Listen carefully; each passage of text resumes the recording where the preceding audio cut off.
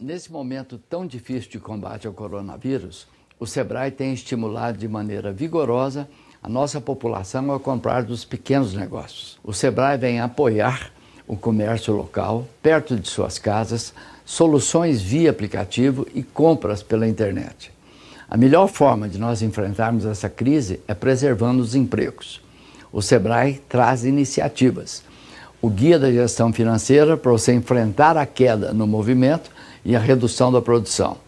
Lives diárias pelas redes em que você pode esclarecer todas as suas dúvidas. Uma página com dicas de gestão. O Sebrae está monitorando todos os setores da economia mais afetados e a nossa rede de atendimento segue à disposição dos empresários de micro e pequenas empresas pela internet. Estamos solidários com você e com todos os empresários de pequenos negócios do Brasil.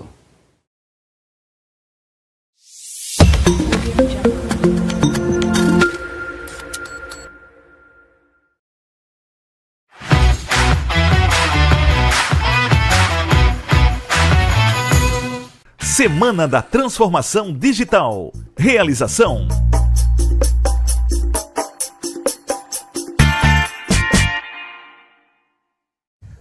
Olá, sou Paulo Renato do Sebrae Nacional. Inicialmente queria parabenizar todos vocês que estão participando da Semana de Transformação Digital promovido pelo Sebrae Santa Catarina. Estou aqui para fazer um outro convite, que vocês participem do Sebrae Acelera Digital. Esse é um programa, é um curso, se eu posso dizer assim, que nós criamos com muita efetividade, com muito carinho para você empresário, para você empreendedor. O nosso objetivo é te ajudar a compreender as ferramentas digitais, a entrar no mundo web para quê? Você vender mais, você se posicionar na internet, você conquistar mais clientes, você ter mais sucesso no seu negócio. Então, busca o Sebrae Acelera Digital, estamos com as inscrições abertas, são vagas para todo o Brasil, que são feitas especialmente para você empresário que quer mudar o seu negócio nesse momento tão difícil pelo qual nós estamos passando. Sebrae Acelera Digital, te encontro lá. Muito obrigado.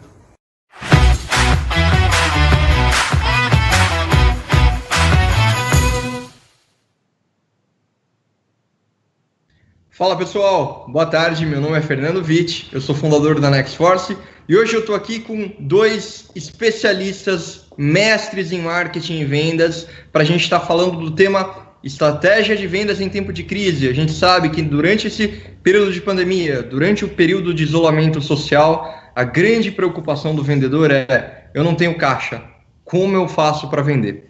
A gente está com duas pessoas que vão responder todas essas questões para vocês, mas antes eu queria passar alguns recadinhos. Não sai daí, confere sua caixa de e-mail, confere ali a página do semanatd.com/transmissão, porque ao longo do dia aqui a gente vai ter outras várias lives com muito conteúdo bacana, tá? E aproveita, não esquece do curso da FGV. A FGV, a maior escola de negócios da América Latina, reuniu grandes especialistas e mestres de finanças, planejamento, economia, marketing, vendas, logística e montou um curso 100% gratuito. Pessoal, é praticamente um MBA. Desculpa a GV de falar isso, mas a gente sabe que não é acessível para qualquer um, é meio caro eventualmente, então você tem a oportunidade de ter esse conteúdo de graça, pessoal. Então aproveita lá. Mas sem mais delongas, vamos ao que interessa, tá? Só lembrando, gente, a gente vai fazer aqui um modelo de consultoria. Então você que está assistindo agora, pega no chat, coloca ali para mim qual que é o seu negócio e qual que é o seu desafio que você quer ajuda para vender mais. Vou pedir, não saiam muito do tema de vendas, tá? Porque aqui a gente vai falar de vendas. Então, qual o seu desafio para vender? E agora eu vou apresentar os especialistas que vão responder para vocês como vocês resolvem esses desafios, tá? Eu tô aqui com o Davi Viana, o Davi que tem mais de 15 anos de experiência em marketing e vendas, ele fundou a Avante.com, tem passagem por Itaú, TOTVS, Hipercard, Intuit, QuickBooks, enfim, vasta experiência como empreendedor e executivo. Ainda por cima, o Davi é apaixonado por esportes de alta performance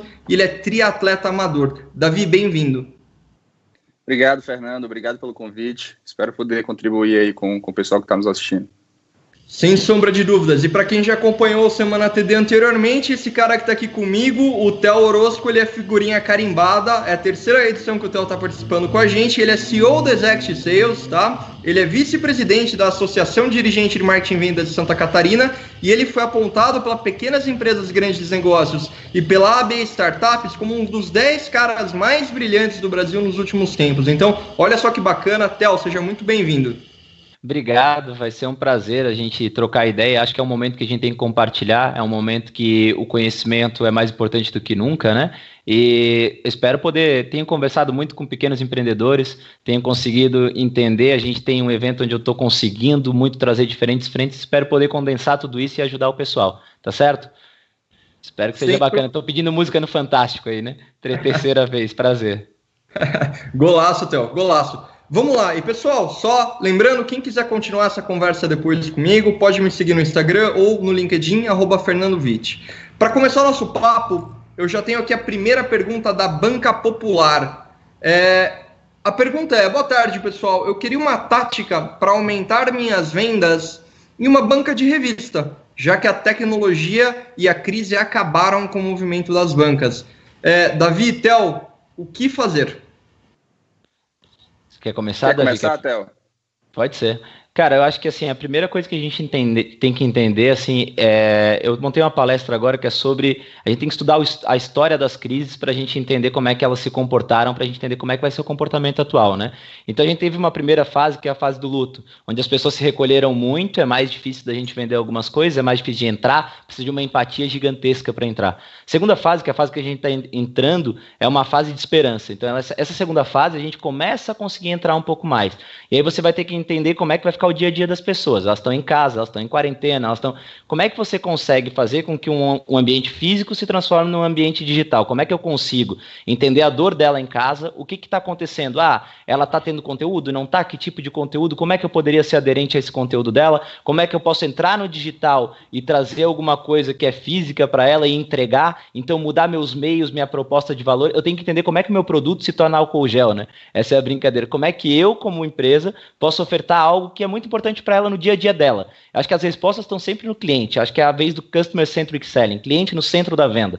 A gente tem que perguntar para ele, então você tem que questionar teu cliente, você tem que entender como é que está o dia a dia dele, você tem que tentar entender como é que vai construir, ele tem incertezas, ele tem inseguranças, como é que você pode ser legal para ele nesse momento. E aí, para você ser legal para ele nesse momento, acho que está muito na hora de você mudar a tua proposta de valor em alguns sentidos, mudar o teu modelo comercial em alguns sentidos, se adaptar. A gente está com uma campanha na Exact que é Não Pare, Adapte. A gente tem um evento com mais de 40 grandes especialistas em vendas gratuitos para ajudar o mercado, que é Não Pare, Adapte, www.nãopareadapte.com.br. Acho que é isso, você tem que adaptar a tua proposta de valor. Muito bom, só contribuindo aí com o que o Theo falou, eu penso da mesma forma. A gente está passando por um momento que a gente precisa pensar cada vez mais o que a gente entrega para o cliente da gente, né? Quando a gente fala de banca de revista especificamente, me parece ser um negócio muito mais, quando a gente olha para o varejo, né? É um negócio muito mais de comodidade, de passagem do que de destino. Quando eu falo isso, o que isso significa, né? Assim, as pessoas não saem de casa para atravessar a cidade para ir na banca de revista, por exemplo. Esse é um negócio que você deve consumir de bancas que são muito próximas da sua residência e deve ter um consumo recorrente, né? E quando você olha para o cliente, como o Theo está falando, e entende quem são essas pessoas e que problema você resolve, que é esse problema de comodidade, né? Quem são teus clientes que geralmente compram as revistas mensais, que compram aquele jornal e adaptam. Quando você fala de vender mais, muitas vezes você não pode olhar para a venda em si, né? Isso começa da forma com que você pensa produto, a forma com que você pensa, como você distribui esse seu produto, né? Como você adapta a nova realidade, que as pessoas não estão saindo de casa neste momento, portanto eu preciso chegar onde elas estão. Então, pensando em comodidade, uma banca de revista prioritariamente deveria pensar nos canais de delivery, como é que eu entrego esse produto para os clientes que já compravam do meu negócio, que a maioria deles devem ser figurinhas recorrentes na sua banca, né? Então você deveria saber quem são essas pessoas e de fato você está adaptando aqui o seu canal de distribuição e não necessariamente o seu modelo de vendas, né? Assim, você vai vender os mesmos produtos, talvez adaptando um pouco como você entrega isso para o teu consumidor. Complementando bem rapidinho, eu acho que eu achei muito genial essa parte de, cara, normalmente você tem um bairro, você tem uma rua onde é o teu trânsito principal. Você normalmente também não coletou os dados dessas pessoas, é um trânsito rápido, o trânsito de banco de revista, então normalmente não tem coleta de dados, então você vai ter que ir um pouquinho mais ativo. Então vale a pena, às vezes, você panfletar, por exemplo, panfleto é ruim? Depende. Eu sempre digo, não existe estratégia certa ou errada em venda, existe adequada para o momento. Nesse momento, como é que você vai comunicar com esses caras? Tem a internet, mas a internet é caro, todo mundo está tentando fazer e talvez você não consiga pegar o teu bairro, a tua rua.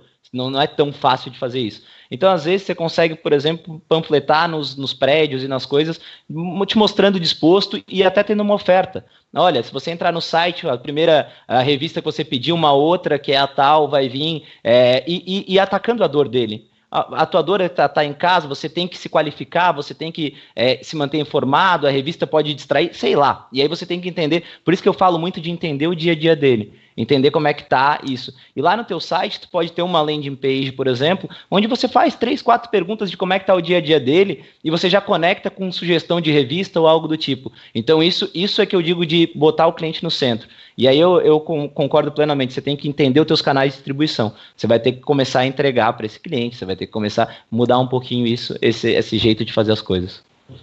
Perfeito. Antes de ir para a próxima pergunta, eu vou entrar na brincadeira aqui e vou dar uma sugestão também. Pessoal, é a era digital. Se você tem um WhatsApp, você é uma banca de revista, e você não tem, primeiro passo, você não tem o WhatsApp dos seus clientes, pega. Porque você precisa, a forma de você se conectar e se relacionar com seus clientes no momento é digital. Então pega o WhatsApp. Você tem uma banca de revista, o que vai fazer o cara comprar agora um jornal, uma revista? Ele tem uma prévia da notícia, cria um grupo ali com seus clientes, começa a mandar todo dia para ele, cara, qual que é a notícia da semana? Tem alguém interessado em ler mais? Porra, leva isso para casa dele, entendeu? Bom, queria conectar agora aqui com a próxima pergunta do Augusto Stur, tá? Ele é do segmento de turismo, a gente tem muita gente, tá, Theo e Davi, do segmento de turismo acompanhando a gente. O que o Augusto está perguntando? Eu tenho uma agência de turismo, como eu vou vender excursão e pacote de viagens nesse período? Você quer começar, Davi, dessa vez? Boa pergunta. A indústria do turismo, de fato, foi uma das que mais foi afetada por toda a paralisação do que a gente está vendo aqui, né? Mas acho que tem cases muito bacanas, né, de pensar em experiência, né? Uma das grandes, se você olhar para as grandes empresas que têm visto muito como fazer diferente em tempos que as pessoas não se locomovem, que é o motor principal do mercado de turismo, é a locomoção das pessoas, né? É o Airbnb, né? Com vários cases de pensar muito mais em experiência próximo de onde você está do que experiência de viagem em si. Então, no final do dia, a mesma coisa que a gente está discutindo aqui, acho que a gente vai falar muito disso, né? Assim, qual é o problema que você resolve, né? Assim, quando as pessoas não podem sair de casa, no final do dia, você precisa resolver um problema de entretenimento para essas pessoas, né? Então, o que eu consigo fazer perto da minha casa? Quais são os roteiros? Eu nunca parei, hoje eu tenho 2 filhos aqui dentro da minha casa, né? Eu nunca parei para fazer, se eu posso descer aqui para dar uma volta, onde que eu posso ir? Que roteiros? Acho que agora você tem que abastecer muitas pessoas com conteúdo, né, relevante e, de fato, entregar valor dentro do que você se propõe a entregar. O valor da empresa de turismo está em entretenimento. Então, pensar em entretenimento de uma forma maior agora, nesse momento. A gente vai voltar, né? Mais cedo ou mais tarde, a gente vai voltar à vida normal. Eu acho que agora o jogo está muito mais em como você conquista os teus clientes de fato, né? Esse valor que as pessoas percebem do teu negócio, ele está cada vez mais vigente. Então, acho que, de novo, a gente volta todo mundo, ou a maioria dessas empresas, para um ambiente muito de startup, né? Pensar mais simples e pensar, de fato, com foco no que você quer entregar. Então, pensar em entretenimento de uma forma maior, não só em deslocamento para fora da cidade ou para fora do país, mas pensar em roteiros que, de fato, possam trazer entretenimento para essas pessoas onde, de fato, elas estão, né? Eu vejo que existem 2 tipos de solução que a gente pode pensar, uma solução que é de cauda curta e uma solução de cauda longa, né? Então, assim, a solução de cauda curta, ela pode estar muito relacionada justamente com o que o Davi falou, entende aonde ele pode, dentro do bairro dele, fazer alguma coisa, ou mesmo dentro da internet. Então, você tem que entender que você é um facilitador de trânsitos, né? Então, a gente sair um pouquinho daquele produto em si que a gente entrega, o serviço, e um pouquinho para o conceito que a gente entrega, e a gente consegue remodelar e nos tornar álcool gel, que é o que a gente estava dizendo, que é o pro imediato.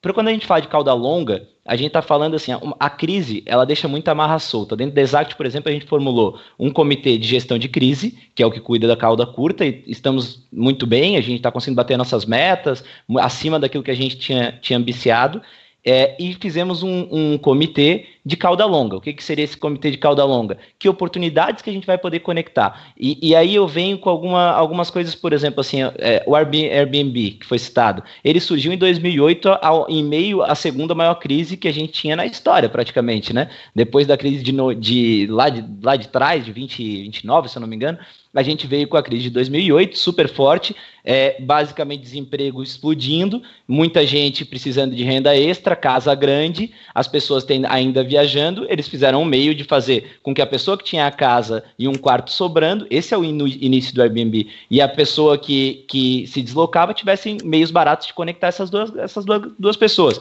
O Uber, mesma coisa, o Uber surgiu em 2009, em março de 2009. O Uber surgiu em março de 2009 com uma mão de obra extremamente grande no mercado, pessoas tinham acabado de ser botadas para fora, ainda tinha seu carro, então as pessoas ainda tinham esse bem que era o carro, estavam disponíveis no mercado precisando de renda extra. Isso era tudo que era o ambiente que o Uber conseguiria conectar. Então a gente pode pensar assim em como é que quando a gente sair de tudo isso vai estar a sociedade. E pensando como é que vai estar a sociedade, a gente pode criar produtos dentro daquilo que a gente já faz, do nosso core, da nossa competência que é facilitar trânsito, e eu concordo com o que foi colocado, e como é que eu posso, além da cauda curta, olhar para depois se tornar uma oportunidade e eu acabar vencendo muito mais. Então, assim, eu acabar me saindo muito melhor do que eu entrei. E isso é possível sim, e na história tem diversos casos, tá? Então não é uma coisa que está lá longe e não é uma coisa só para quem tem dinheiro. Pelo contrário, esses caras que eu citei começaram sem dinheiro nenhum.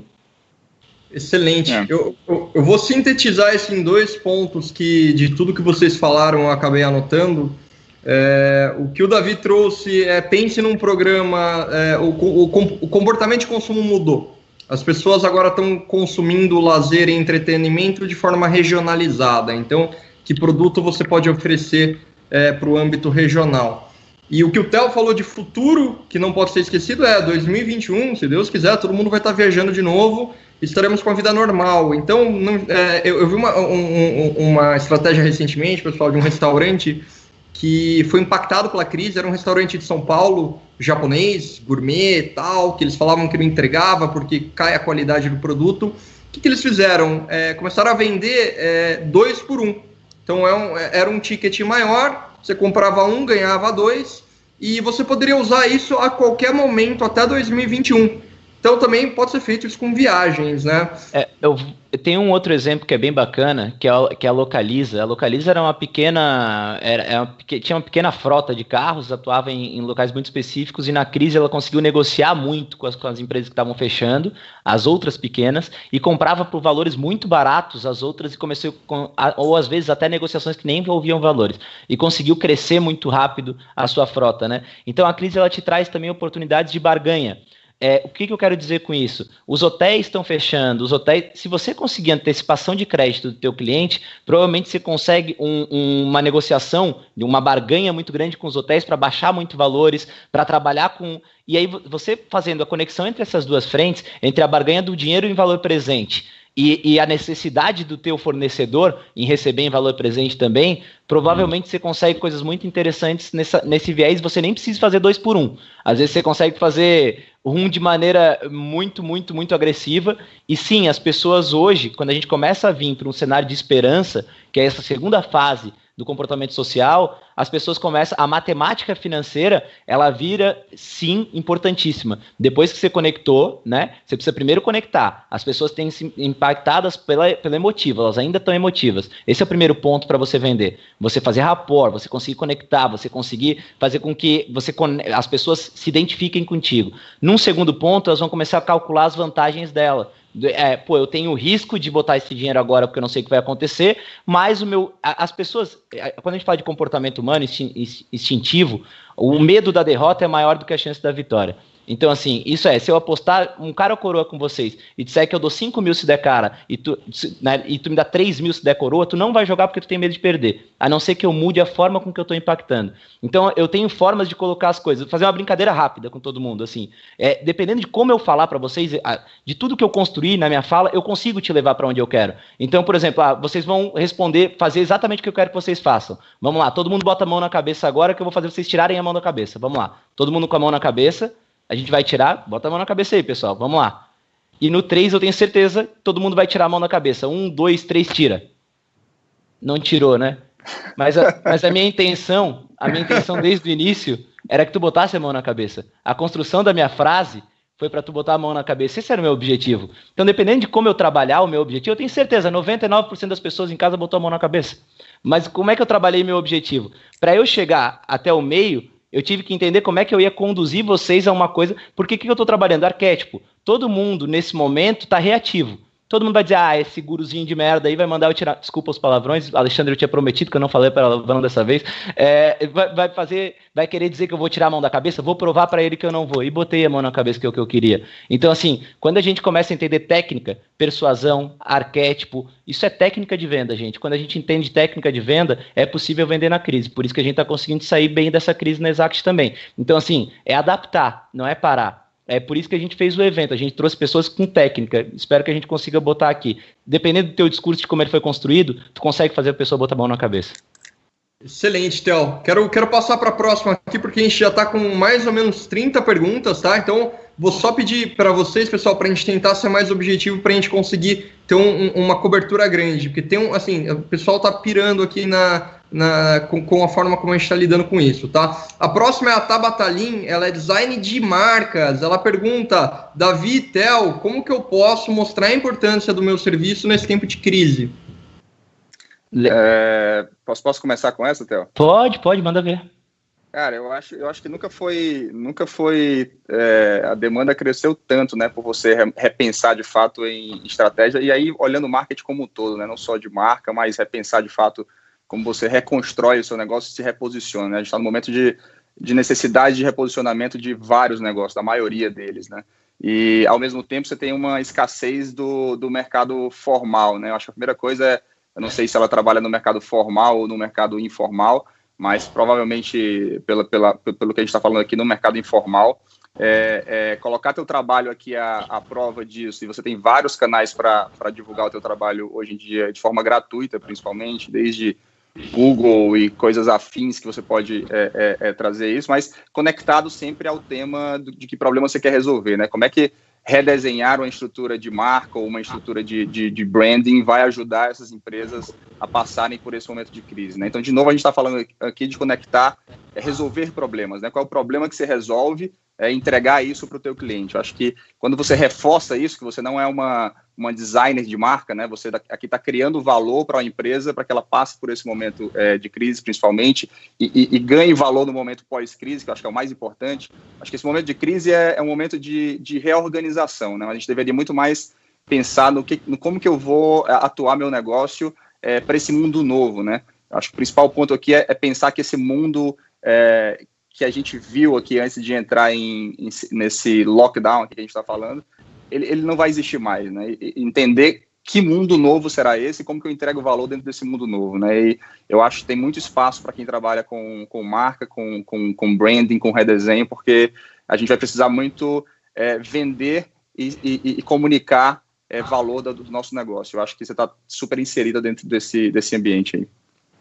Eu vou tentar ser bem objetivo. Acho que tem duas coisas que... Eu tive uma agência de design, né? Antes de ter a Exact, foi a 2-1, e vendi ela, foi uma das 5 maiores do Brasil, foi bem bacana. E uma coisa que a gente fazia muito na 2-1 e que dava muito certo, e acho que é muito sinérgico ao momento, é olhar o design de maneira mais ampla, por isso o nome, né? 2-1 é uma escala de ampliação na engenharia. Então, a partir do momento que você mostrar um projeto de marca antes de vender, então você vai prospectar o cliente e você chega para ele e bota, olha, a sociedade mudou, isso está acontecendo isso, esses números indicam isso, eu pensei em a gente redesenhar a tua marca para cá, um projeto assim, e vai custar tanto. Então você chega pronto e você facilita para ele, isso dá muito certo. A gente fazia muito isso na 2-1, eu chegava com pré-projetos, eu escolhia o cliente que eu queria. Na realidade, não é ele que me escolhia. Eu dizia, eu quero trabalhar para esse cara. Então, eu fazia um pré-projeto para ele, desenhava, deixava muito pronto esse pré-projeto para ir lá e convencer. Claro, fica muito mais fácil quando você faz isso em escala. Escolhe um mercado, esse pré-projeto funciona para 10, 20, 30 empresas, né? O segundo ponto que eu acho que faz muito sentido, se a gente for olhar de novo, olhando o passado, olhar a crise de 2008, a gente teve nos Estados Unidos, por exemplo, um decrescimento, diminuiu o número de aportes financeiros feitos nas empresas, o volume total, mas aumentou muito os pequenos, o que a gente chama de seed money, surgimento de novas empresas aportadas. Os fundos de investimento, eles têm a tendência, como surgiu muita coisa nova, é difícil para as empresas grandes se adaptarem a essas coisas novas. Então, o que eles fazem? Eles conectam muito dinheiro nas pequenas e apostam, eles basicamente dividem o bolo. Eu acho que isso é uma tendência, vai surgir muita empresa. E essas empresas vão surgir e vão precisar trabalhar seu posicionamento, sua logo e etc, etc, etc. Se você entender como é que você pode oferecer de maneira rápida, barata, para essas empresas prototiparem rapidamente isso no mercado, e já tem algumas empresas que fazem isso, que estavam até caindo um pouco, que devem voltar a ficar forte, porque o baralho vai ser redistribuído, você tem que entender como é que você pode conectar nesse universo. Não, então, assim, se você conseguir uma boa solução para esses caras, que são caras que não vão ter muito dinheiro, que vão precisar de coisas rápidas e que ainda vão estar começando a construir o seu posicionamento, vão surgir muitas empresas após a crise. Você pode ter certeza disso. Muita gente, porque tudo que deixa muita amarra solta, tudo que deixa muita dor, precisa de muita solução. E tudo que deixa as boas empresas, elas surgem da detecção dos problemas do mercado. Então, assim, do meu dia a dia, eu vi isso no meu dia a dia, eu conecto uma boa empresa e normalmente são as empresas que explodem e que conseguem fazer histórias muito bonitas. A Exact foi muito parecido com isso.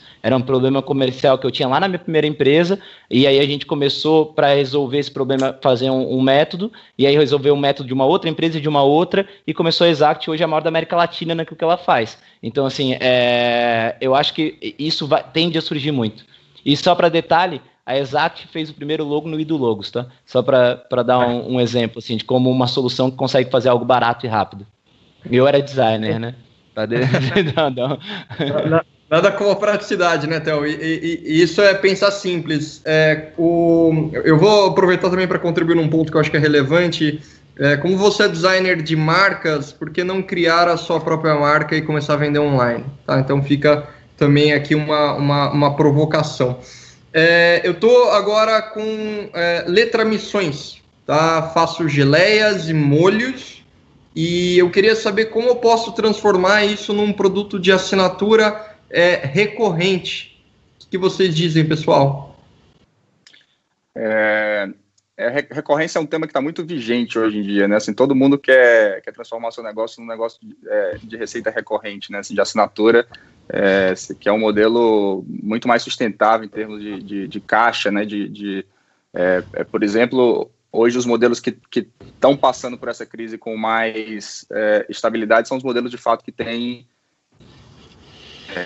como principal modelo de receita, modelo de recorrência. Você tem um caixa mais consistente, né? Mas não é um modelo simples, né? Você ter recorrência, você tem de fato que entregar algo que a pessoa que a pessoa veja valor, que o teu cliente veja valor em consumir com consistência de forma mensal, né? Você não tem só pontos bons no modelo recorrente, né? Você tem também uma série de... Eu acho que um dos pontos que a gente comete muito quando a gente vai pensar em vendas, a gente pensa só na entrega final do produto, né? Em pensar na receita, mas o modelo de recorrência, muitas vezes, ele tem um custo muito maior também, porque você precisa, para manter o modelo de recorrência, manter um estoque mais alto, por exemplo, manter uma linha de produção mais consistente, muitas vezes maior do que o normal para fazer isso sob demanda.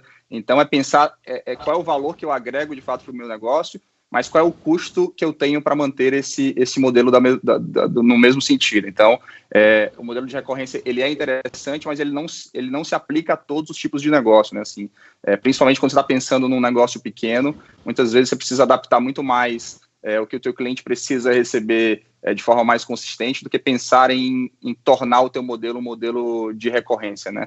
Muito se vende de modelo de recorrência hoje em dia, que todo mundo deveria migrar para o modelo de recorrência, mas eu não sei se isso, de fato, não existe, né? Se a gente pensar em vendas, não existe um modelo que ele sirva para tudo, né? Você precisa muito mais fazer teste e adaptação, né? Se você quer fazer de fato migrar o teu modelo para o modelo de recorrência, você precisa pensar quais são as consequências, principalmente na tua cadeia de distribuição e na tua estrutura de montagem de produto, quais são os impactos que isso traz, né? Mas, de fato, se você for pensar em transformar teu modelo num modelo de recorrência, mais do que nunca você precisa pensar em digitalização, né? Em como você digitaliza processos, como você melhora a digitalização no teu relacionamento com teus clientes, né? Como que você identifica quem são os clientes de fato que têm necessidade de consumir teu modelo, teu produto de forma recorrente, né? Então, pensar de fato de forma mais ampla no que você quer entregar. Eu acho que sempre, se você conseguir jogar para recorrência, é interessante, mas eu concordo plenamente, nem todo produto é passível de recorrência. Eu não acho que não necessariamente teu produto não seja, não é essa a minha resposta. A minha resposta é a seguinte: uma das tendências que vai acontecer após tudo isso que a gente está falando, que tende a acontecer, e as crises passadas já deixaram, e essa tem características que tendem um pouco mais, é a cocriação e co-oferta, né? Então, o que seria isso? Basicamente, a gente está fazendo isso na Exact, por exemplo. Eu, para oferecer um melhor serviço de telefonia dentro do meu software, me uni a outra empresa nesse momento, nós unimos a oferta para que pudéssemos ofertar para a minha base isso. Ok, onde é que eu quero chegar com isso? Um produto, talvez, do ramo alimentício, dificilmente vai gerar recorrência. Porque a pessoa comprar todo mês aquele mesmo produto não necessariamente vai acontecer. Agora, quando você une uma série de produtos e você faz, por exemplo, eu conheço uma empresa de recorrência que ela faz a cesta surpresa, né, para as mulheres. Então, assim, a minha esposa assina, por exemplo. E aí ela paga todo mês e todo mês chega uma cesta com produtos surpresa que ela não sabe, que são de várias empresas que se uniram para fazer aquilo ali. Então, assim, ou que são fornecedores daquela empresa que uniu elas para fazer aquilo ali. E tá dando super certo e é bem legal. Então, assim, se você começar a pensar, e aí eu concordo que o meio digital vai ter que te ajudar, porque é muito difícil você fazer isso se não tiver o digital bem resolvido, você pode pensar em como unir forças com outras empresas para oferecer e chegar à recorrência. A recorrência, ela tem, a grande característica da recorrência é que a dificuldade dela é manter o cliente. Né? Então, assim, a base ela não é estável. A base, quem tinha recorrência, por exemplo, a Exact conseguiu ter uma base estável porque ela é muito próxima ao seu cliente. Mas a grande maioria das empresas que têm recorrência tomaram churn, que a gente chama perda de cliente, absurda agora na crise. Porque o que acontece? O cara vai lá e desliga, porque não tem um contrato de ele todo mês ele está assinando. É como se ele assinasse todo mês de novo. Então, a primeira coisa que ele faz é desligar essa assinatura. Então, essa base ela é estável num ambiente controlado, né? Quando o ambiente foge de controle, algumas das empresas que eu tenho visto que estão com piores resultados são as recorrentes, porque ela estava contando com aquilo ali, então ela inflou a empresa, e as empresas recorrentes elas tendem a andar muito na linha de equilíbrio entre o que entra e o que sai. O que aconteceu agora? O que entra caiu drasticamente, mas o que sai normalmente são pessoas, ela não consegue fazer esse desligamento, payback, etc., e elas estão tendo problemas. Então, assim, tem coisas boas e ruins. Num cenário onde tudo está estável, tudo está estabilizado, a recorrência é muito legal. Mas eu acho que nesse tipo de produto você precisa tentar aumentar a tua oferta para que você não comece a ter perda de cliente ao longo do tempo. Porque vender talvez você até consiga, mas com um único produto você manter esse cara por um longo período te pagando todo mês, eu acho mais complicado. Só tentando trazer um pouco mais para o lado prático, e aí pensando muito em pequenos negócios, né? Parte da minha história foi cofundando a Avante e olhando muito para negócios no interior. Eu sou cearense, sou do Nordeste com todo orgulho, e eu vejo muito de perto os negócios que eu chamo do Brasil real, né, que são os negócios no interior, e a gente fala de Codó, de Caruaru, do Brasil de fato real, e de que as pessoas muitas vezes não têm acesso a muito da parte de tecnologia e digitalização. Mas, por exemplo, no caso da geleia, quando você pensa, não é um produto que você consumiria recorrentemente, mas pão é um produto que você consome geralmente recorrentemente. Então, o que o Theo está trazendo aqui, por que você não pensa em fazer uma parceria com alguma padaria de bairro ou mais próximo do teu local, testa esse modelo, que eu acho que a gente está falando aqui de reinventar teu negócio, pensando com cabeça de startup, que é testar rápido, errar rápido e aprender, né? Então, assim, começa fazendo parceria com uma padaria ou com algo do tipo, entende se esse modelo de fato funciona, depois você pensa em de fato colocar o teu modelo de forma recorrente, né? Perfeito. E, pessoal, quero aproveitar um gancho de um comentário que o Theo fez, que é sobre o momento que a gente está de mercado de perder mais clientes do que ganhar. Isso é uma realidade, não só da indústria que a gente chama de indústria de assinatura, mas de todas as indústrias. Então, o que eu queria perguntar para vocês, tá, gente? Como reter os clientes agora, nesse momento? Então, desde da categoria de varejo, a categoria de serviços, como reter os clientes no momento de crise? Eu gosto de ser muito transparente, tá? Então, assim, eu gosto de jogar muito aberto sempre. Na Exact, ok, nós não estamos tendo essa perda de cliente tão acelerada, ela está dentro das nossas metas pré-Covid, inclusive, essa meta de churn, de perda de cliente, mas a gente foi muito agressivo nesse sentido. O que é agressivo? Nós deslocamos, a gente dividiu o Exact em duas frentes. Frente de ataque de MRR e frente de defesa de MRR. MRR é recorrência, tá, gente? Esse cara que vai pagar todo mês. Então, assim, a frente de ataque é a frente de vendas. E o que a gente percebeu na frente de vendas? Que estava mais difícil de agendar reunião de venda, mas estava mais fácil de vender, porque quem chegava na reunião comprava. Então, o que a gente fez foi deslocar alguns vendedores para ajudar na prospecção ativa ao telefone. Isso funcionou muito bem, a gente tem batido as nossas metas de venda acima do cenário otimista. Na retenção, como é que a gente tem conseguido fazer isso? A Exact cresceu mês passado quase 5%, né? Então, assim, na retenção, como é que a gente fez foi, deslocamos praticamente todos os nossos diretores para estarem perto dos clientes, a gente está fazendo muita reunião, pegamos produtos adjacentes que nós cobrávamos, né? Então, a Academia Exact é um curso que era cobrado, está gratuito para os nossos clientes. E-mails que eram fechados e você tinha que pagar para liberar mais e-mails, está liberado para os nossos clientes. Buscador de contatos, que é uma outra funcionalidade, ele era 50, a gente aumentou para 250 gratuito. Então, o que a gente fez? A gente deu mais munição para o cliente e a gente está muito preocupado com ele continuar usando a plataforma. Então, essa é a nossa preocupação principal. O nosso cliente continuar usando o nosso produto. Então, se ele parar de usar, ferrou, aí ele vai sair. Então, a gente está muito preocupado com isso, em ajudar ele em estratégias para ele usar o produto, ajudar ele em como é que ele continua usando o produto. Essa foi a nossa preocupação e nosso foco. E aí, claro, existem mercados, e aí onde eu gosto de ser muito transparente, eu tenho clientes, por exemplo, de hotéis, eu tenho rede hoteleira como cliente. Obviamente, eu dei descontos muito agressivos para o cara ficar comigo nesse momento. Cara, quem diz que desconto não é ferramenta, nunca estudou TIR, nunca estudou planejamento estratégico, desconto é uma das maiores armas, tanto para retenção como para venda. Então, assim, é muito importante. O que a gente não está fazendo é dar desconto para quem não precisa nesse momento, né? Então, tem mercados que não foram diretamente atingidos, a gente está tratando de outras maneiras. A gente está tratando, municiando ele para que ele consiga usar o software da melhor maneira. Agora, o mercado que foi diretamente atingido, como de eventos, como hoteleiro, a gente tem sim facilitado para dar fôlego para ele, para que ele continue, para nos colocar ao lado dele. Eu gosto muito de dizer que, se você olhar para trás, você sempre vai perceber, nas piores fases da tua vida, quem é que esteve ao teu lado.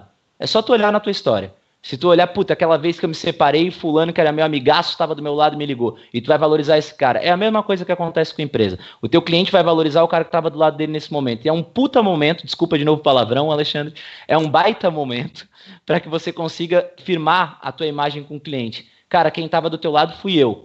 Então, assim, eu te ajudei. Eu fiz um evento que eu organizei todo de graça para ti, trazendo os maiores especialistas. Eu fiz uma reunião, eu individualmente contigo. Eu botei o meu CFO, o meu diretor de financeiro, para fazer a parte financeira junto com clientes.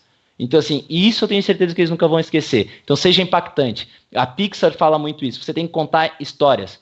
Essa é a hora do storytelling. Storytelling é uma ferramenta muito boa, tanto para venda como para retenção. Conte boas histórias e esteja ao lado do cliente nesse momento com as histórias. É muito bom isso que o Theo trouxe, e acho que só construindo aqui em cima, a gente precisa pensar também que cada tipo de negócio tem um modelo diferente, e pensar muito no custo da retenção, né? Muito se fala em reter o cliente, e eu concordo que desconto muitas vezes é parte da solução, mas muitas vezes pode não ser, né? Você tem que entender se vale a pena entregar um desconto tão agressivo no teu negócio, dependendo do modelo, obviamente, que você tenha, ou se vale a pena você entender, nesse período, vai haver, de fato, uma diminuição no consumo, porque a gente está falando, consumo é diretamente ligado ao emprego e à renda, e essas coisas estão diminuindo. Então, a gente vai passar por um momento aqui de transição, onde, de fato, esse consumo cai, mas ele continua existindo, em parte, em um layer aqui, uma camada diferente da população. Então, é entender quem são essas pessoas que de fato continuam consumindo o teu produto e talvez, em vez de pensar, gastar muita energia em entender retenção, é entender de fato quem são essas pessoas que ficaram no meu negócio, porque de fato são as pessoas que veem muito valor no teu negócio, e buscar pessoas muito próximas desse perfil, né? Então, muitas vezes, repensar, né, se retenção deveria ser a melhor estratégia agora. Obviamente que a gente fala que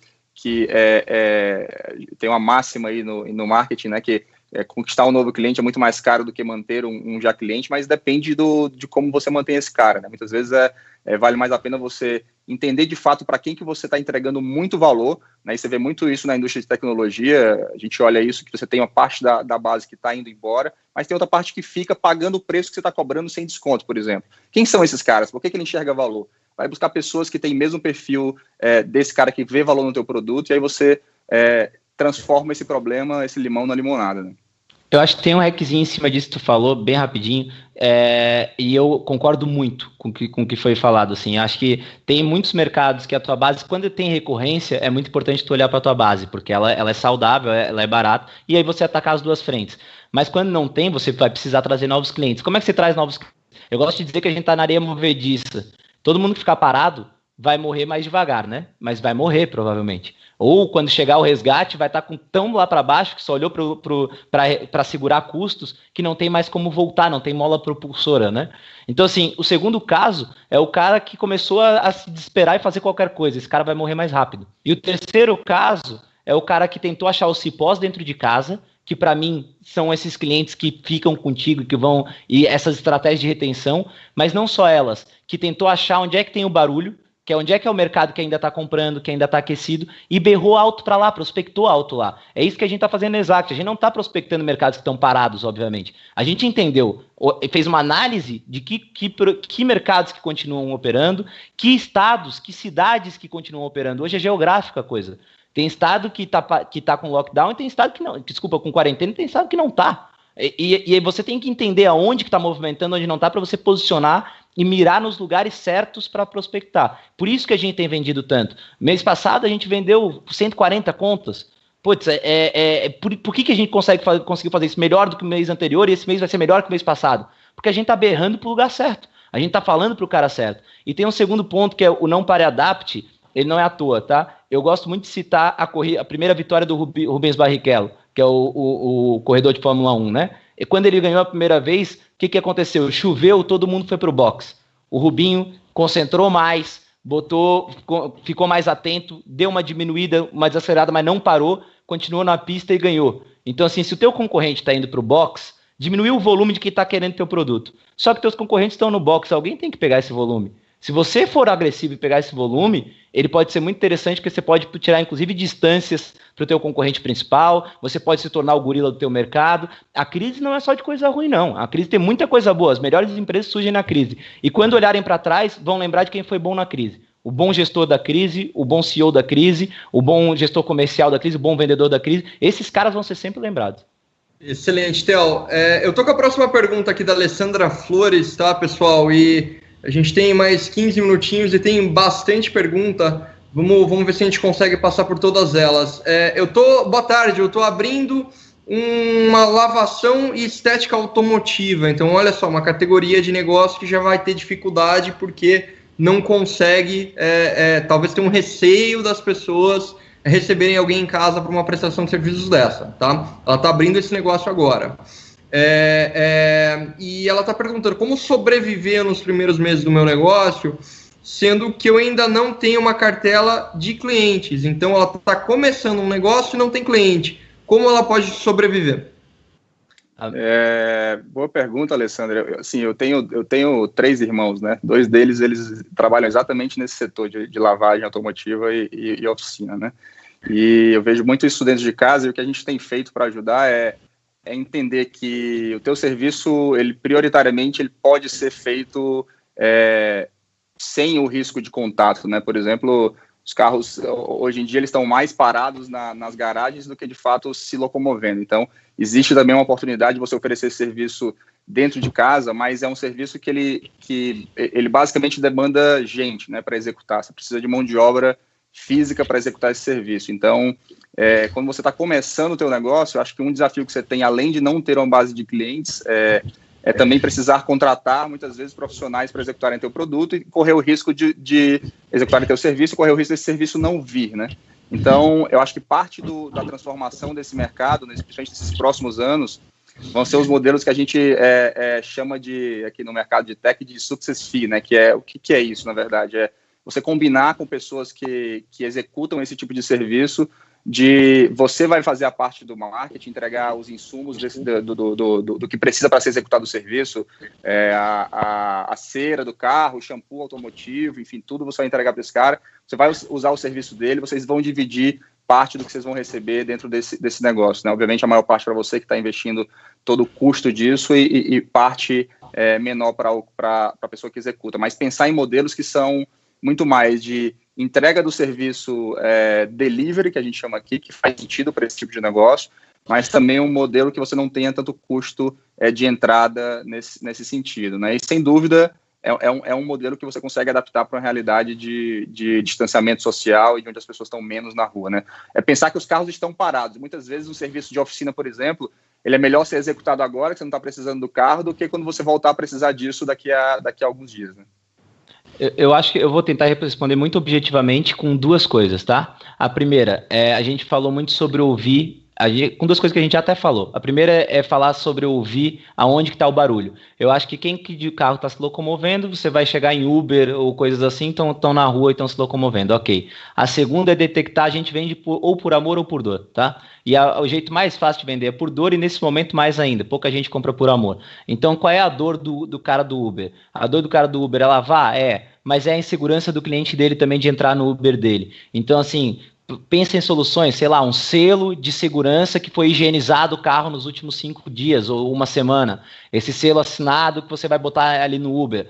Cara, pensa em como é que você pode higienizar por dentro, atacar esse público, fazer esse selo chegar até os clientes. Então, assim, como é que você pode botar isso na rede, como é que você pode divulgar isso para os clientes saibam que tem um selo de higienização contra o Covid, que foi com álcool gel, esse cara está higienizando em quanto tempo. Você pode criar soluções criativas, ter soluções criativas para o mercado que ainda está aquecido. Então, acho que o Uber está na rua, isso é fato, as pessoas têm que se locomover, a grande maioria de alguma maneira. Esse Uber tem um problema que as pessoas estarem seguras, tanto que eu olho o Uber aqui, eu estou na minha janela aqui no centro da cidade, né? Então assim, eu estou olhando, passar direto o carro aqui com Uber, máscara, com uma porrada de coisa. Então assim, eles estão preocupados em passar higiene, e você pode ser aderente com isso. Então assim, pensa como é que você pode ser aderente com isso. Excelente, Theo, excelente, Davi. Obrigado pelas contribuições. Eu tenho aqui a próxima pergunta, é de um segmento agora totalmente diferente, tá? A Janir Sicchieroli, ela pergunta: pessoal, como fazer para vender nesse momento no segmento de consultoria e treinamentos? E ela faz uma segunda pergunta: como vai ser o mercado pós-crise para quem é da categoria de consultoria e treinamento? Cara, se eu puder começar.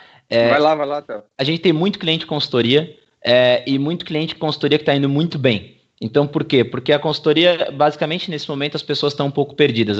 O momento que dá o baque, que dá o pânico, nem todo empreendedor está preparado para isso, nem todo empreendedor tem pessoas para ajudar ele. A primeira coisa é que você não pode chegar dizendo para ele que está despreparado, você vai ter que mostrar isso. É como se a gente for olhar, por exemplo, o filme Titanic, né? O ator principal do Titanic não é o Jack, não é a Rose, não é o navio, né? É o colar, aquele que é o coração do oceano, que é jogado lá nisso, ele está durante todo o filme, né? Ali. Só que você não precisou falar, olha, eu vou contar uma história de um colar, eu vou contar a história de um navio. É a mesma coisa quando você vai vender. Você não vai falar para o cara, eu vou contar como você está sendo idiota e não consegue fazer a tua empresa e tem que ter uma consultoria. Você não vai fazer isso. Então, assim, até porque não é verdade, você vai estar ali ajudando ele. Então, assim, você vai ter que cuidar muito para ser empático, para trazer como, cara, eu consigo te apoiar, já apoiei, trazer prova social, já apoiei outras empresas na mesma situação que tu.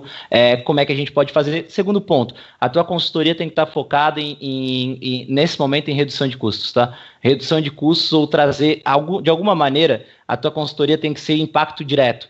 As pessoas estão olhando para ROI rápido, ninguém está olhando para retorno sobre investimento de médio e longo prazo nesse momento. Todo mundo de curto prazo. Então, o payback, o retorno sobre o dinheiro que ele investe na tua consultoria tem que ser de muito curto prazo. Se ela não for assim, tenta adaptar. É o que eu falei de tornar o teu produto álcool gel. Depois disso, a gente vai entrar no mercado de esperança e depois de competição, tá? Que é a terceira linha da nossa sociedade. Na hora da competição, vai ser muito bom para quem for consultor, porque quando o mercado fica acirrado em competição, todo mundo começa a buscar ajuda. E a tendência nas últimas crises é que essas consultorias explodam logo depois. Então, consultoria é um mercado que agora é um pouco mais difícil, mas se você conectar com o ROI rápido, tem oportunidade. E logo depois da crise, tende a ser um mercado bem aquecido, na minha visão. Eu concordo, e eu complementando aqui um pouco do que o Theo trouxe, eu acho que consultoria tem um baita mercado pela frente, porque... pensando em pós-crise, você vai precisar de qualquer modelo, vai precisar ser muito mais eficiente. Quando a gente fala de eficiência, a gente fala basicamente de tecnologia e boa mão de obra, né? E quando a gente fala de boa mão de obra, as pessoas precisam estar capacitadas, né? Acho que tem uma série de temas que vão emergir, desde temas fiscais, tributários. Você vai precisar ter muita organização em termos fiscais e tributários quando esse negócio voltar. Você está falando o governo está implementando uma série de medidas, por exemplo, de readequação de folha, de readequação tributária na folha. Então, muita gente, por exemplo, dos pequenos negócios que estão no modelo hoje, que é o Simples Nacional, onde a principal vantagem do Simples Nacional é a folha, a desoneração da folha de pagamentos, isso vai mudar muito, porque o próprio governo vai ajudar a fazer essa transição. Então, repensar de fato em estratégias de readequação tributária e fiscal, né, repensar no modelo de treinamento da tua equipe, de capacitação de fato da tua equipe, são pontos que são super importantes. Então, eu acho que consultoria sim vai ter bastante espaço nesse pós-crise. Perfeito. Eu queria conectar agora, que é bem relevante para tudo isso que a gente discutiu até o momento, com todas as dicas, como que a tecnologia pode ser uma aliada do empreendedor na hora de vender mais? E o principal, quais as tecnologias que vocês recomendam para o micro e pequeno que está começando a se digitalizar? A primeira coisa que eu acho é que quando a gente fala de venda, você tem que buscar os canais menos congestionados. É como assim, se eu tiver que chegar daqui de Florianópolis até Biguaçu, que é uma cidade vizinha, eu posso chegar pela via mais fácil, mais rápida, teoricamente. Mas se ela estiver congestionada, eu nem saio do lugar. Eu tenho outras vias que talvez sejam aparentemente mais demoradas, que vão ser até mais rápidas. Por que eu estou falando isso? Analisa no teu mercado, como é que tá, quantas pessoas estão comprando as palavras-chave que tu precisa para ver se vale a pena links patrocinados, quantas pessoas estão se posicionando organicamente no Google, né? Dá um Ctrl+Shift+N no teclado, procura lá a palavra-chave. Quando a gente fala palavra-chave, por exemplo, quem busca Exact busca prospecção. É uma palavra-chave, eu tenho que entender como é que eu estou posicionado e como é que as pessoas estão se posicionando. Se tiver muito congestionado, tiver muita gente por ali, a tua prospecção é meramente ativa. E aí você vai ter que ir para o ativo, porque não vai dar tempo. Se você ali tiver uma oportunidade, por ali pode ser um bom caminho, na minha opinião, né? Beleza, entendendo isso, eu começo a analisar e também começar a entender assim, olha... Você precisa gerar dados, a primeira coisa. Quem não gera dados, a gente deu o exemplo da banca, né? Quem não gera dados tem muita dificuldade de se adaptar. Se a banca não tem o dado dos clientes, é muito difícil de se adaptar. Você tem que analisar tudo que você conversou com o cliente. Se eu tive uma conversa e ele me disse que está usando meu concorrente X, isso tem que estar registrado, eu tenho que ser capaz de responder quantos % dos caras que eu já conversei usam cada cara que é meu concorrente e quem são eles, para que eu possa entender como é que eu vou movimentar. Então, tenha muito dado. A tecnologia vai te ajudar a fazer isso, a trazer muito dado, a ser mais eficiente. Então, se eu tenho que ligar, mandar um e-mail, etc., procura a tecnologia que tem essas coisas e que vai te dar um workflow de quando fazer cada coisa, quando é que vai acontecer esses passos. Eu acho que a tecnologia ela tem que vir para organizar, trazer eficiência e trazer inteligência. Então, o dado é a inteligência. Dado é a terceira camada mais importante quando a gente fala de vendas, né? Então, assim... Tenta reunir tudo isso. Além disso, para mim, a tecnologia ela só funciona quando você entendeu e você tem capacidade de desenhar bons processos e fazer isso rodar. Então, busca bom conhecimento. Assim, aqui é um bom conhecimento, a gente tem um evento www.nãopareadapt.com.br, que é só técnica de venda, storytelling, arquétipo, persuasão. Você tem que ter conhecimento disso, porque a ferramenta ela vai te dar uma parte. Só que a venda ela é feita, para mim, é pessoa vendendo para pessoa. A tendência é que as pessoas fiquem mais receosas de comprar. Antes eu comprava essa camiseta, e se eu gostasse, e depois eu procurava outra, se eu gostasse de outra, eu comprava outra também. Não vai mais acontecer assim. A tendência depois das crises é alongar os períodos de negociação. Ou seja, eu vou olhar para essa camiseta e vou dizer assim, mas só tenho... Vou olhar outras antes de comprar e vou analisar todas e depois tomar uma decisão. O comportamento pós-crise, normalmente ele duplica ou triplica o tempo de negociação das pessoas. Então, assim, você tem que entender que não adianta você achar que, não, então eu vou fazer de um jeito que o cara compre sozinho porque agora todo mundo foi para o digital. Desculpa, mas não é isso que vai acontecer. Não é isso que vai acontecer e nunca aconteceu historicamente. As pessoas vão estar mais vulneráveis ao digital, sim. Você pode penetrar por ele, você pode fazer uma interação por ele, mas você vai ter que ter muito ponto de contato. A tendência é que você tenha que aumentar, as vendas sejam mais consultivas. Você tem que aumentar o número de vezes que você fala com o seu cliente, o número de vezes que você troca ideia com ele. Então, tenha isso em mente. Não caia na roubada de errar timing. De errar assim, não, agora todo mundo está no digital, então todo mundo vai comprar de mim, eu vou fazer uma página. Desculpa, isso está todo mundo fazendo, a via vai ser super congestionada e as pessoas não vão comprar assim, porque elas vão estar inseguras. A tendência é que elas parem de comprar assim logo após. Hoje elas são obrigadas. Então, assim, não é que ou elas parem, ou elas tenham que ser conduzidas com mais interações durante esse processo. Vai ficar mais difícil vender, não vai ficar mais fácil. Muito bons pontos. Eu gosto, Fernando, de pensar no negócio da gente como... Eu gosto de fazer algumas analogias, né?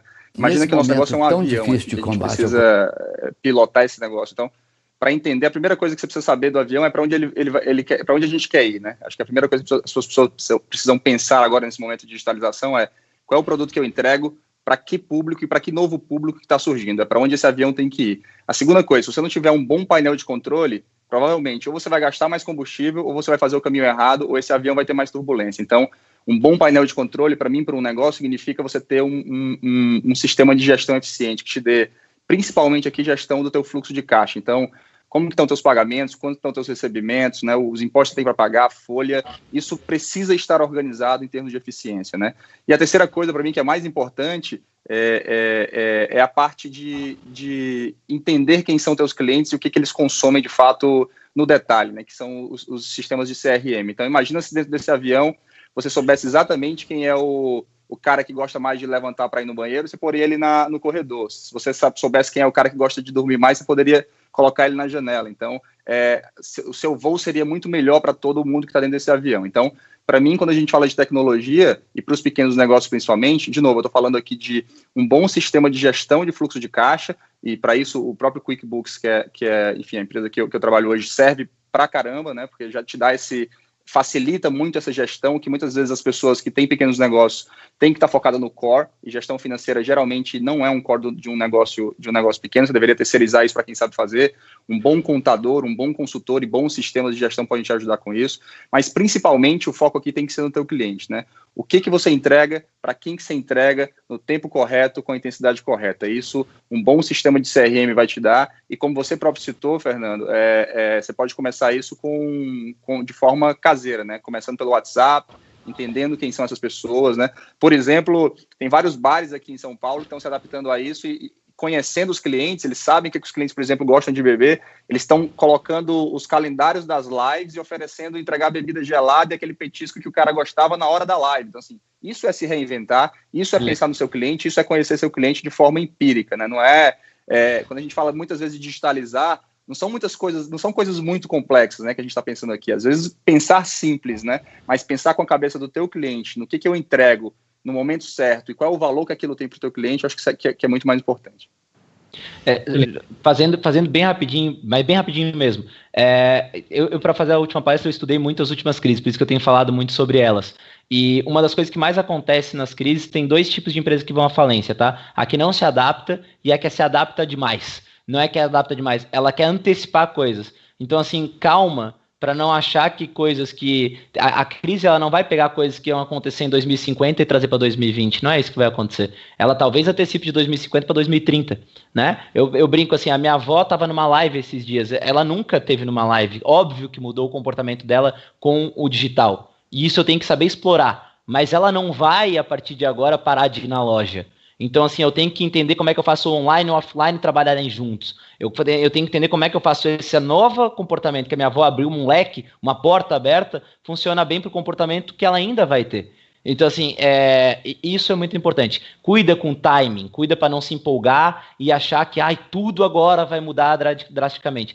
Não, vai mudar muita coisa, a gente vai ter novos comportamentos, mas não vai ser drasticamente, não vai ser radical. Eu gosto de dizer assim, as pessoas não vão agora ficar todas unidas e abraçadas. Toda crise aconteceu isso. Toda crise, o que está acontecendo, as pessoas ficarem mais preocupadas, doando mais e etc., todas as crises e todas as guerras aconteceram isso. E logo depois vem um momento muito ruim, que é o momento de competição, porque o desemprego aumenta, porque tudo aumenta e começa a competição. Então, assim, cuidem, não é o que está agora, não é o cenário que vai estar ali na frente.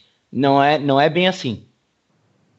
Excelente. Pessoal, a gente está chegando no fim. Eu queria, primeiramente, Davi e Theo, agradecer. Tá? A gente teve literalmente uma aula sobre como montar uma estratégia de venda em crises, a gente passou de varejo, a gente foi até serviços, então o que não faltou foi ideias e principalmente sugestões de como os empreendedores podem lidar com essa situação. Tá? Antes de encerrar, só queria passar uns recadinhos. Então, lembrando, pessoal, se quiser continuar essa conversa aqui mais tarde, segue lá no Instagram, no LinkedIn, @FernandoVitt. A gente tem também o curso da FGV, tá? Que vocês podem consultar. E basicamente é isso, pessoal. A gente tem a próxima live com o Facebook. Agora eu quero passar para o Theo e para o Davi também falarem onde as pessoas podem continuar conversando com eles. E é isso, pessoal. Um abraço. Gente, obrigado. Foi um prazerzaço, espero que tenham gostado. Quem gostou, quiser me acompanhar até o Orosco no LinkedIn, no Instagram também. Contato@exactsales.com.br, quem quiser conhecer a ferramenta. www.nãopareadapt.com.br, quem quiser conteúdo de vendas, especificamente de vendas e técnicas de venda para o momento de crise. E em agosto eu vou estar lançando meu livro, que é de 0 a 50 milhões, trajetória real de empreendedorismo, que conta desde quando eu comecei entregando panfleto até chegar ao 4º ano da Exact, que valia 50 milhões, hoje vale quase 100, e conta de uma maneira prática com técnicas, né? Então, assim, eu mostro técnica de administração e de venda e quando é que foi usado em cada situação do dia a dia ou das empresas que eu mentorei. Foi um prazer, obrigado, viu? Foi um prazerzaço.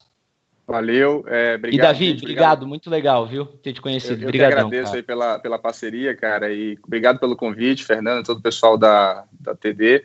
E quem quiser continuar entrando em contato comigo, eu estou no LinkedIn da Viviana, né? Então estou lá aberto para qualquer tipo de interação e conversa, e espero ter contribuído aí com o pessoal. Sei que são muitas perguntas e não existe fórmula mágica para nada, né? Mas a gente está aqui tentando dar um pouco de insight muitas vezes para que você consiga construir o teu caminho aí. Obrigado, gente. Fernando, parabéns pela condução. Sebrae, parabéns aí pela iniciativa e todo mundo que apoiou essa iniciativa. A gente precisa de ações assim. Parabéns, gente. IPD, animal. E a gente se vê daqui 1 horinha na live do Facebook. Um abraço. Valeu, gente.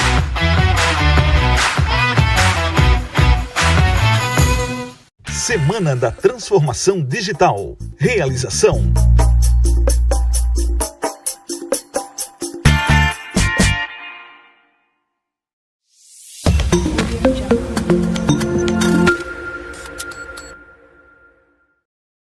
Olá, eu sou o Eric Krominski e aqui no Sony eu estou acostumado a conduzir os empreendedores até o tanque de tubarões. E tem uma coisa que todos eles querem: tempo para tocar o negócio. E hoje eu vou te dar uma dica valiosa sobre isso.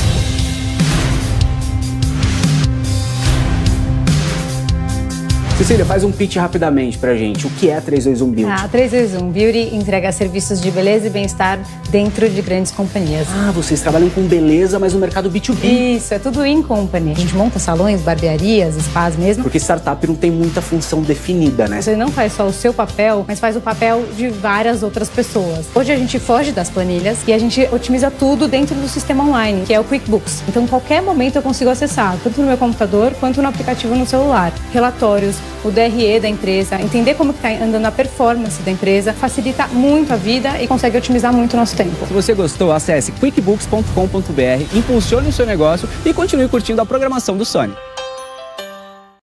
Nos dias de hoje, mais do que nunca, a gente está vendo que é muito importante se cuidar e que também é importante cuidar de quem está ao nosso lado. Por isso, dê uma força para o comércio do seu bairro. Compre do pequeno. Você fica por perto de casa e com a sua força, os pequenos negócios também ficam mais fortes, ajudando a manter os empregos e a economia local funcionando. E isso é melhor para todos. Sebrae, a força do empreendedor brasileiro.